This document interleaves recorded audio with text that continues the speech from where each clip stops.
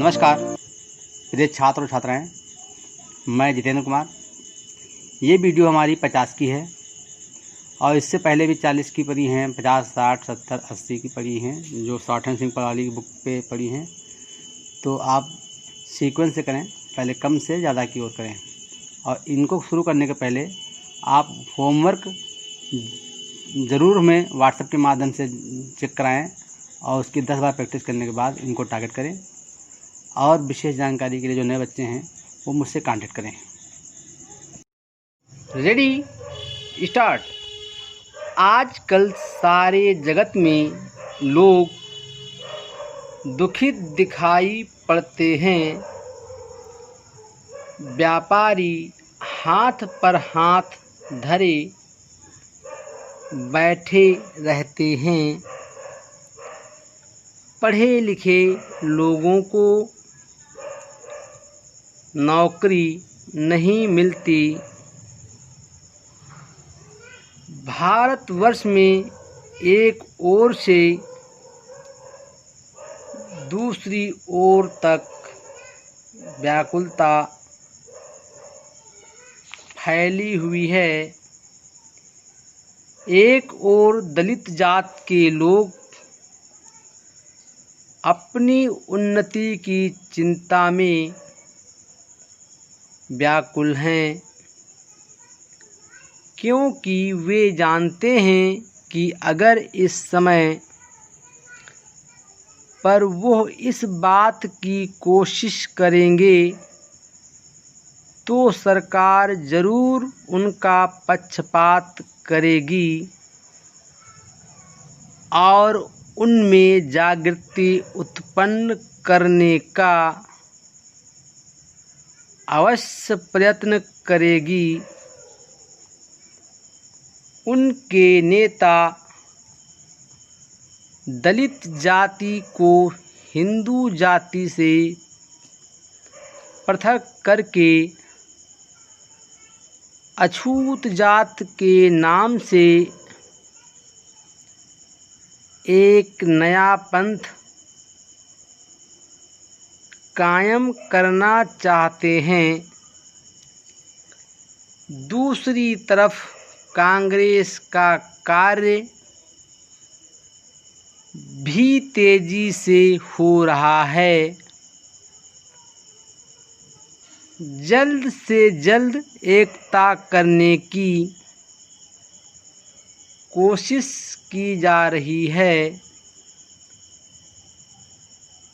हजारों मनुष्य अपना जीवन इस काम में व्यतीत कर रहे हैं।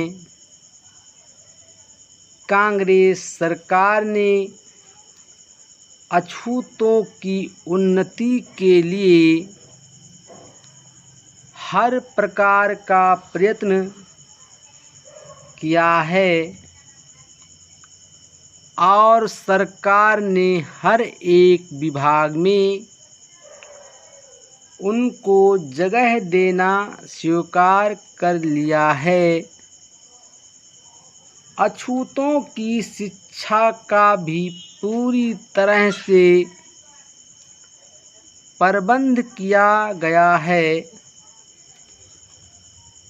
आशा है चंद ही वर्षों में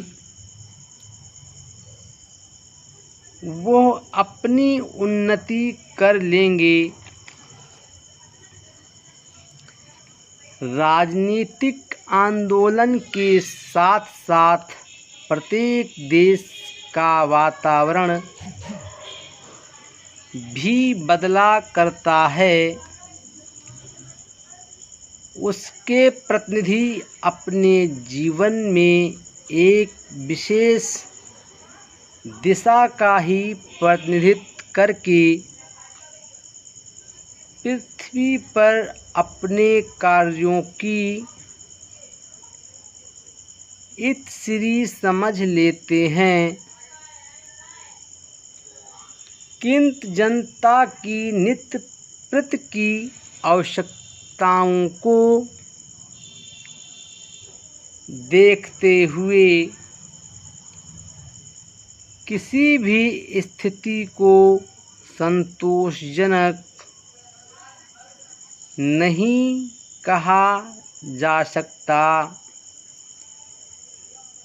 जनता के संतोष की कोई था नहीं होती। यदि प्रत्येक व्यक्ति अपनी स्थिति को देखते हुए अपना कर्तव्य पालन करे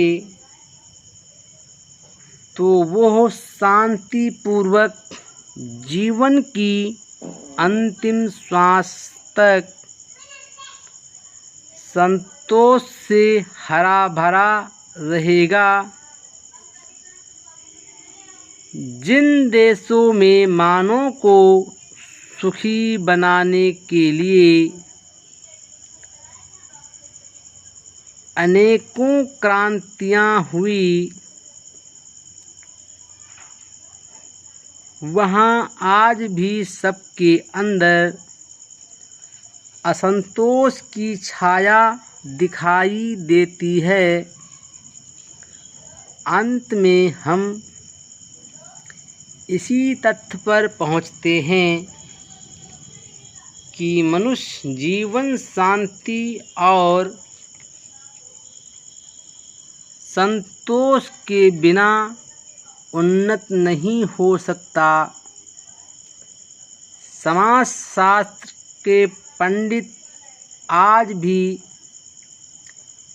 यही सोच रहे हैं कि संसार में चिर शांति किस प्रकार स्थापित की जाए। प्रगति की दौड़ में मनुष्य आज फिर आदिम युग की ओर जा रहा है। भयंकर अस्त्र शस्त्रों के निर्माण ने संसार के भविष्य को अंधेरे में धकेल दिया है। इस समय यदि कोई मार्ग संसार के कल्याण का हो सकता है तो वह केवल गांधी जी का अहिंसा का मार्ग ही है, जिसके द्वारा संसार में शांति और संतोष स्थापित हो सकता है। सूबेदार वीरेंद्र नाथ ने लड़ाई में ऐसी वीरता दिखाई कि सरकार ने उनको